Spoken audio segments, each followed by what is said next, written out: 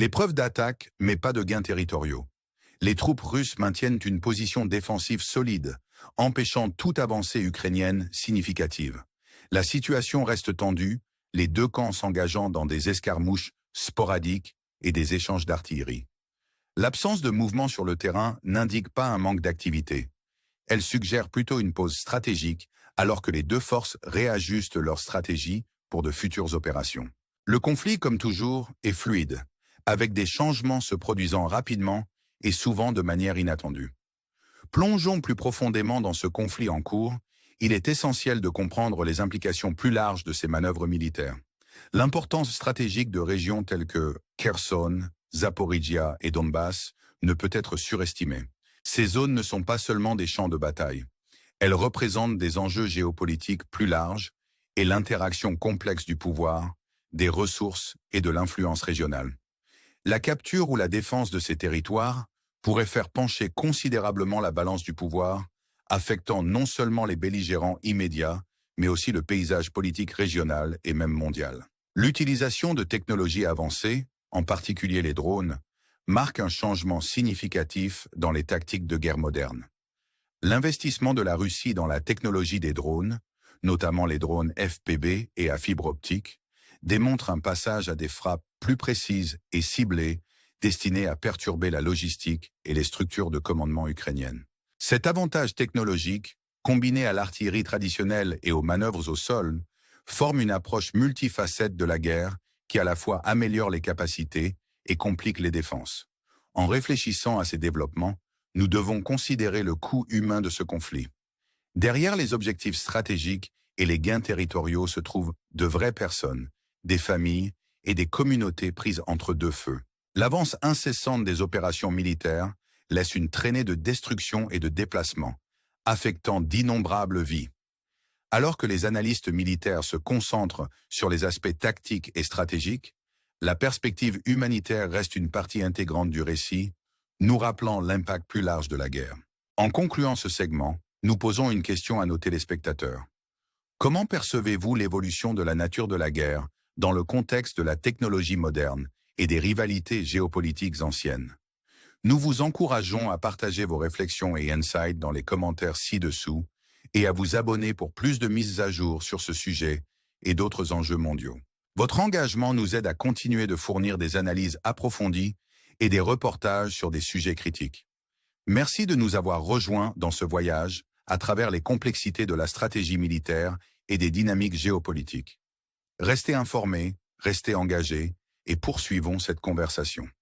La dynamique évolutive sur le front ukrainien continue de présenter une tapisserie complexe de stratégie militaire, d'innovation technologique et d'intrigues géopolitiques. En dirigeant notre attention vers les secteurs nord du conflit, nous découvrons un paysage marqué à la fois par une impasse et des changements subtils de pouvoir. La région de Kharkiv, connue pour son importance stratégique en raison de sa proximité avec la Russie et de ses capacités industrielles, reste un point focal des engagements militaires en cours. Malgré le manque relatif de changements territoriaux, l'endroit est loin d'être calme. Les forces ukrainiennes et russes sont profondément retranchées, engagées dans une guerre d'usure où les échanges d'artillerie et les frappes de drones sont la norme plutôt que l'exception. La ville de Kupiansk, qui a récemment vu des avancées russes, sert de carrefour critique pour les lignes d'approvisionnement et les opérations militaires. Sa capture par les forces russes souligne l'impératif stratégique de contrôler les routes logistiques clés, qui peuvent dicter le flux de renforts et de fournitures, un facteur aussi crucial que la main-d'œuvre et la puissance de feu dans les conflits prolongés. La réponse ukrainienne à ces manœuvres a été caractérisée par une série d'opérations contre-offensives visant à regagner le terrain perdu et à perturber les lignes d'approvisionnement russes. Cependant, ces efforts ont rencontré des résultats mitigés, soulignant les défis de mener des opérations dans des zones fortement contestées où l'environnement lui-même peut s'avérer un adversaire aussi redoutable que les forces opposées. En contraste, la région de Belgorod, juste de l'autre côté de la frontière avec l'Ukraine, a été le théâtre de tentatives ukrainiennes pour lancer des incursions. Ces opérations, souvent menées dans le but d'éloigner les forces russes des fronts plus critiques, ont entraîné des pertes significatives et des dépenses en ressources. Le coût élevé de ces opérations remet en question la valeur stratégique par rapport aux gains tactiques obtenus. Bien qu'elles puissent servir à harceler et à distraire, l'efficacité à long terme de telles stratégies reste discutable, en particulier lorsqu'elles sont mises en balance avec les coûts humains et matériels. En examinant les implications plus larges de ces développements, le rôle des acteurs internationaux ne peut être ignoré. La fourniture d'aide militaire, de soutien en renseignement et d'appui politique de la part de diverses puissances mondiales ajoute des couches de complexité au conflit. Chaque pièce d'équipement, chaque déclaration diplomatique et chaque sanction économique s'insère dans le grand jeu d'échecs des relations internationales, où les mouvements ne se font pas seulement sur le champ de bataille, mais aussi dans les couloirs du pouvoir à travers le monde. Les enjeux sont élevés, avec des effets d'entraînement potentiels qui pourraient s'étendre bien au-delà du théâtre de conflits immédiats. Le récit de cette guerre est celui à la fois de continuité et de changement, où des rivalités anciennes se combattent avec des armes modernes et les tactiques traditionnelles sont augmentées par une technologie de pointe.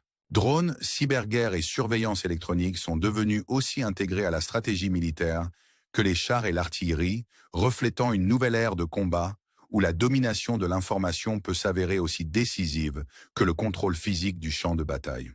En considérant ces aspects, nous invitons notre audience à réfléchir à l'équilibre des pouvoirs et au rôle des influences extérieures dans le façonnement du cours de ce conflit. Comment les alliances et rivalités internationales impactent-elles les stratégies employées par les combattants? Quel rôle la technologie joue-t-elle dans la modification des paradigmes traditionnels de la guerre? Nous accueillons vos insights et vous encourageons à partager vos perspectives dans les commentaires. Comme toujours, votre engagement est inestimable pour favoriser une compréhension plus profonde de ces questions complexes. Veuillez vous abonner pour des mises à jour continues et des analyses alors que nous continuons à explorer la réalité multifacette de ce conflit et ses implications plus larges. Merci de faire partie de cette conversation critique. Restez à l'écoute pour plus. Alors que nous plongeons dans la dernière partie de notre exploration du conflit en cours en Ukraine, il devient de plus en plus évident que la situation concerne autant l'avenir que le présent. La danse complexe des manœuvres militaires, des avancées technologiques et des stratégies géopolitiques peint un tableau à la fois captivant et complexe. Les régions du Sud, telles que Kherson et Zaporizhia, restent dans un état de flux, avec les forces russes intensifiant leurs efforts pour solidifier le contrôle et les troupes ukrainiennes montant des défenses déterminées. Cette dynamique est emblématique de la lutte plus large, où chaque camp cherche à prendre le dessus non seulement par la force, mais aussi par le positionnement stratégique et l'influence. Les zones industrielles des villes comme Kherson sont devenues des points focaux d'une activité militaire intense. Ces zones, riches en infrastructures et en ressources, sont essentielles pour soutenir des campagnes militaires prolongées. La stratégie russe de cibler ces zones avec une combinaison de frappes aériennes, d'artillerie et d'attaques de drones vise à affaiblir les capacités logistiques ukrainiennes, rendant de plus en plus difficile pour elles de monter des contre-offensives efficaces. Pendant ce temps, les forces ukrainiennes continuent de s'adapter, employant des tactiques asymétriques et tirant parti de la connaissance locale pour résister et perturber les avancées russes. En élargissant notre regard sur le paysage géopolitique, les implications de ce conflit s'étendent bien au-delà de la région immédiate. L'implication d'acteurs internationaux, chacun avec ses propres intérêts et objectifs, ajoute des couches de complexité à une situation déjà complexe. La fourniture d'aide militaire, les sanctions économiques et les efforts diplomatiques jouent tous un rôle dans le façonnement de l'état actuel des choses et influenceront probablement le résultat final. Le conflit sert de rappel poignant de l'interconnexion de la politique mondiale, où les actions dans une région peuvent avoir des conséquences de grande envergure. Dans ce contexte, le rôle de la technologie ne peut être surestimé.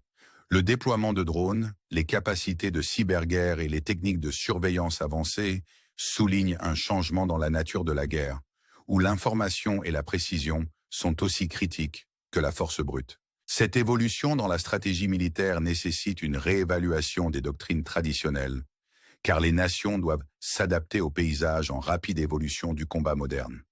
L'intégration de ces technologies dans les opérations militaires non seulement améliore les capacités, mais introduit également de nouvelles considérations éthiques et stratégiques. En réfléchissant à ces développements, nous sommes laissés avec des questions qui défient notre compréhension du conflit et de sa résolution. Comment l'intégration de technologies avancées façonnera-t-elle la guerre future? Quelles sont les implications à long terme de l'implication internationale dans les conflits régionaux? Et peut-être plus important encore, comment la paix peut-elle être atteinte dans un monde où les dynamiques de pouvoir changent constamment? Ce sont des questions sans réponse facile, mais elles sont essentielles pour favoriser une compréhension plus profonde des défis que nous affrontons. En conclusion, nous invitons nos téléspectateurs à s'engager avec ces enjeux et à partager leurs pensées dans les commentaires.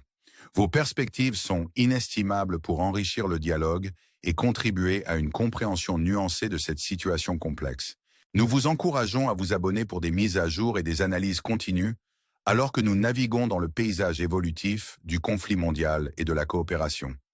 Merci de nous avoir rejoints dans ce voyage et restez à l'écoute pour plus d'insights et de discussions sur les enjeux critiques qui façonnent notre monde. Ensemble, visons une communauté mondiale plus informée et engagée.